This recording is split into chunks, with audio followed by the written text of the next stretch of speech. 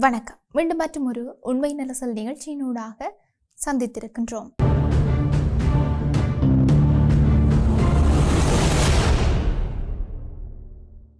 Iran அமைதி ஒப்பந்தத்திற்கு சம்மதிக்காவிட்டால் மீண்டும் மிக கடுமையான இராணுவ தாக்குதல்களை தொடுப்பதற்கு அமெரிக்கா முழுமையாக தயாராக இருக்கிறதாக அமெரிக்க ஜனாதிபதி டொனால்ட் ட்ரம்ப் தெரிவித்திருக்கிறார்.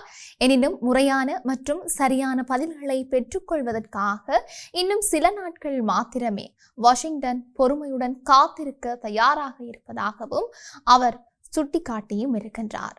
ஆண்ட்ரூஸ் கூட்டு விமான படைத்தளத்தில் செய்தியாளர்களிடம் பேசிய அதிபர் ட்ரம்ப் தற்போதைய நிலைமை மிக ஆபத்தான எல்லையில் இருப்பதாகவும் இது எந்த நேரத்திலும் தீவிரமடையக்கூடும் என்றும் எச்சரிக்கை விடுத்தும் இருக்கின்றார். ஆபரேஷன் எபிக் ஃபியூரி என்ற ஈரானுக்கு எதிரான கூட்டு குண்டுவீச்சு தாக்குதல் தற்காலிகமாக நிறுத்தப்பட்டு அமைதி பேச்சுவார்த்தைகளில் எந்தவித முன்னேற்றமும் ஏற்படவில்லை என்றும் தெரிவிக்கப்பட்டிருக்கிறது. அதேவேளை அமெரிக்காவில் எரிபொருள் விலை கடுமையாக உயர்ந்துள்ளமையானது எதிர்வரும் நவம்பர் மாத நாடாளுமன்ற தேர்தலில் ட்ரம்பின் குடியரசுக் கட்சிக்கு பின்னடைவை ஏற்படுத்தலாம் என்பதால் போரை முடிவுக்கு கொண்டுவர அவர் தீவிர அழுத்தம் கொடுத்து வருகின்றார்.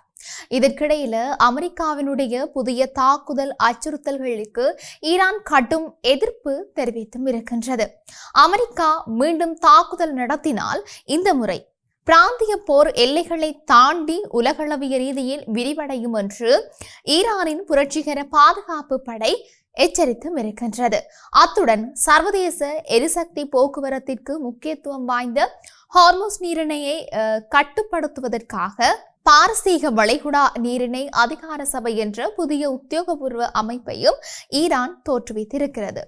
தங்களுக்கு இணக்கமான நாடுகளின் கப்பல்களுக்கு மட்டுமே இந்த நீரிணை ஊடாக செல்ல அனுமதி வழங்கப்படும் என்றும் இதற்கு கட்டணம் வசூலிக்கப்படலாம் என்றும் ஈரான் அறிவித்தும் இருக்கிறது. இருப்பினும் சீனாவுடன் ஏற்பட்ட இணக்கப்பாட்டின்படி சுமார் 4 மில்லியன் பேரல் எண்ணெயை சுமந்த 2 மாபெரும் சீன கப்பல்கள் இந்த நீரிணையை கடந்து வெளியேறி இருக்கின்றன. தற்போதைய ராஜதந்திர நகர்வுகளின்படி பாகிஸ்தான் உள்துறை அமைச்சரின் மத்தியஸ்தம் மூலம் அமெரிக்காவும் ஈரானும் தொடர்ந்து ரகசிய செய்திகளை பரிமாறி வருகின்றன.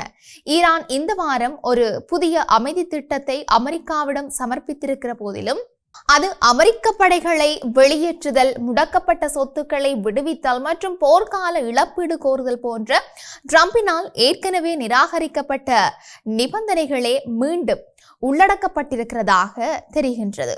ஈரான் ஒருபோதும் அணு ஆயுதத்தை பெற்றுக்கொள்ள அனுமதிக்க முடியாது என்பதில் உறுதியாக இருக்கும் அமெரிக்க அதிபர் ட்ரம்ப் பேச்சுவார்த்தை தோல்வியடைந்தால் மிகவும் மோசமான விளைவுகளை ஈரான் சந்திக்க நேரிடும் என்று தன்னுடைய இறுதி எச்சரிக்கையில் விவரித்தும் இருந்தார். இவை இப்படி இருக்க ஹார்முஸ் நீரிணை மூடப்பட்டிருப்பது உலகளவிய வேளாண் உணவு அமைப்பில் கடுமையான தாக்கத்தை ஏற்படுத்துகிறது.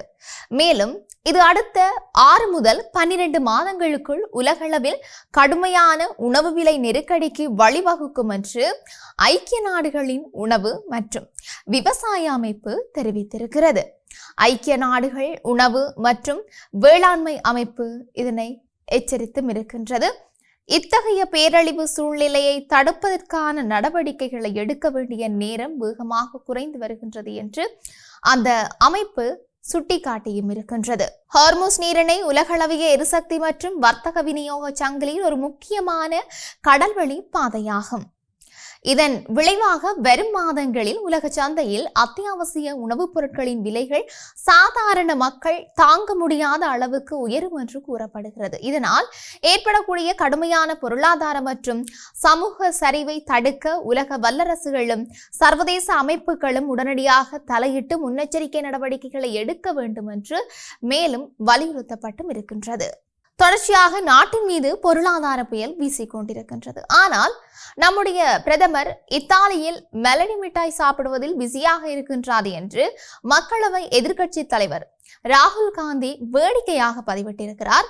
இந்திய பிரதமர் நரேந்திர மோடி இத்தாலிக்கு சென்று தலைநகர் ரோம் நகரில் இத்தாலி பிரதமர் ஜியோர்ஜியா மெலோனியுடன் சுற்றுப்பயணம் மேற்கொண்டிருக்கிறார். அத்துடன் அங்கு மெலோனியுடனான சந்திப்பின் போது மெலடி மிட்டாயை கையில் வைத்திருந்தது போன்ற புகைப்படங்கள் சமூக ஊடகங்கள்ல வைரலாகி வருகிறது. அதைத் தொடர்ந்து ராகுல் காந்தி தன்னுடைய எக்ஸ் தள பக்கத்தில் பதிவிட்டிருந்தார். நாட்டில் விவசாயிகள், தொழிலாளர்கள், வணிகர்கள் உள்ளிட்டோர் பொருளாதார சுமையால் துயரத்தில் இருக்கின்றார்கள். ஆனால் பிரதமர் மோடி சிரித்தபடி ரீல்ஸ் உருவாக்கி பதிவிட்டு வருகின்றார். பாஜகவினர் அதற்கு கைதட்டுகிறார்கள்.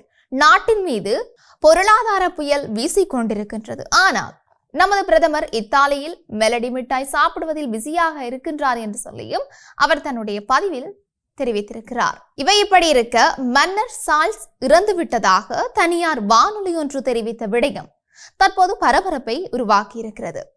இங்கிலாந்தை மையமாக கொண்டு இயங்கி வரும் தனியார் வானொலி ரேடியோ கரோலின் செவ்வாயன்று வழக்கம் போல பாடல்கள் ஒலிபரப்பாகிக் கொண்டிருந்த நிலையில் திடீரென நிகழ்ச்சிகள் நிறுத்தப்பட்டிருக்கின்றன.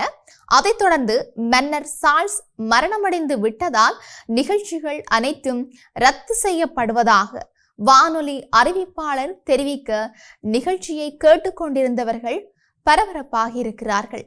15 நிமிடங்கள் நிகழ்ச்சிகள் நிறுத்தப்பட்ட நிலையில் வானொலி அறிவிப்பாளர் தவறுதலாக மன்னர் மரணமடைந்து விட்டதாக அறிவிப்பு வெளியானதாக கூறி மன்னிப்பு கேட்டுக்கொண்டிருக்கிறார். அதாவது எல்லா பிரித்தானிய ஊடகங்களுமே மன்னரின் மரணம் தொடர்பான ஒரு செய்தியை தயாராக வைத்திருக்குமாம். அப்படி ரேடியோ கரோலின் வைத்திருந்த ஒரு செய்தி கணனியில் ஏற்பட்ட தவறு காரணமாக ஒலிபரப்பாகிவிட்டதாக அந்த வானொலி நிலையம் வெளியிட்ட அறிக்கை ஒன்றில் தெரிவிக்கப்பட்டிருக்கின்றமையும் இங்கு குறிப்பிடத்தக்க ஒரு விடயமாகவே இருக்கின்றது. இப்படி இவையொருபுறம் இருக்க, ஈரான் போரை முடிவுக்கு கொண்டு வருவதற்கான பேச்சுவார்த்தைகளில் மத்தியஸ்தரான பாகிஸ்தானிடமிருந்து அமெரிக்கா பெற்ற சமீபத்திய முன்மொழிவை ஆராய்ந்து வருவதாக ஈரான் கூறியிருக்குது. ஈரானுடனான பேச்சுவார்த்தைகளின் இறுதி கட்டத்தில் இருப்பதாக அமெரிக்க ஜனாதிபதி டொனால்ட் ட்ரம்ப் செய்தியாளர்களிடம் தெரிவித்ததை அடுத்தே இது வெளியாகி இருக்குது.